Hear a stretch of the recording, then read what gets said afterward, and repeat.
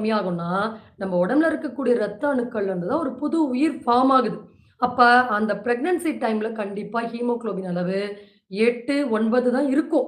ஆனா, நம்ம தொடர்ந்து சில நல்ல உணவுகள தேர்வு பண்ணி நம்ம எடுத்துக்கலாம். ஆனா, உடனே பிளட் நமக்கு 12, 13 போயிடும் அப்படின்னு கண்டிப்பா எதிர்பார்க்கக் கூடாது. ஏன்னா, அவ்வளவு வேலை அங்க நடந்து கொண்டிருக்கிறது. ஒரு புது உயிர் அங்க உற்பத்தி ஆகிக் கொண்டிருக்கிறது. அப்ப நம்ம நெனச்ச மாரி அந்த நேரத்துல, அந்த டைம்ல இவ்ளோ பிளட் இருக்கும். பிளட் ஏறணும் அப்படின்னு நம்ம உடனே நம்ம மாத்திரைகளுக்கு போயிடக்கூடாது.